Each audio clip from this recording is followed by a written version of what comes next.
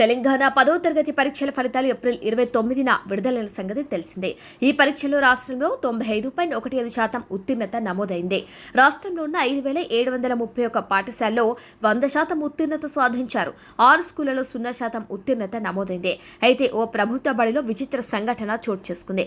అక్కడ ఒకే ఒక్క 10వ తరగతి విద్యార్థి ఉన్నాడు. మరి ఆ ఒక్క విద్యార్థి కోసం 7 టీచర్లు పడిన కష్టం ఫలించి 10వ తరగతి పాస్ అవడంతో వారి ఆనందానికి అవధులు లేకుండా పోయాయి. అదే కార్పొరేట్ స్కూలు, ప్రైవేట్ స్కూల్ అయితే బోలెడు యాడ్స్ ఇచ్చుకొని ప్రమోట్ చేసుకునేవేమో. తెలంగాణ రాష్ట్రంలోని పెద్దపల్లి జిల్లా ధర్మాల మండలం మల్లాపూర్ జెడ్పీ హై స్కూల్లో 7 ఉపాధ్యాయులు ఉంటే మొత్తం మీద విద్యార్థులు మాత్రం 6 చదువుతున్నారు. ఇందులో 10వ తరగతిలో ఒకే ఒక్క విద్యార్థి గుంటి మధు అనే విద్యార్థి ఉన్నాడు. ఆ ఒక్క విద్యార్థి మధు కూడా బడికి రెగ్యులర్ గా వచ్చేవాడు కాదు.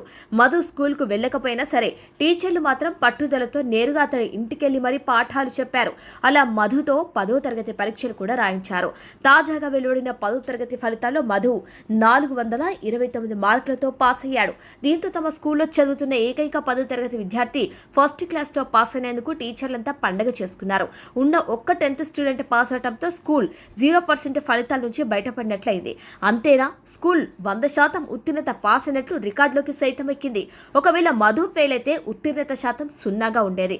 అందుకే అక్కడ టీచర్లు ఎలాగైనా మధును పాస్ చేయించాల్సిందేనని భీష్మించుకున్నారు. తోటి విద్యార్థులు ఎవరూ లేకపోవడంతో మధు రెగ్యులర్ గా స్కూల్కి వచ్చేవాడు కాదు. దీంతో టీచర్లు మధు ఇంటికెళ్లి పాఠాలు చెప్పేవాళ్ళు. స్కూల్ మొత్తం మీద 10వ తరగతి మధు ఒక్కడే ఉండటంతో అతడు క్లాస్లో టాపర్, స్కూల్లో టాపర్గా నిలిచాడు. రాష్ట్రంలో టీచర్లు హేతుబద్ధీకరణ కారణంగా ఇలా విద్యార్థులు ఒక్కరున్నా ఆ ఒక్కరి కోసం టీచర్లంతా పనిచేస్తున్నారు. ఇక మరికొన్ని స్కూళ్లలో విద్యార్థులు లెక్కకు మించి ఉన్న టీచర్లు మాత్రం అరకొరకగా ఉంటున్నారు.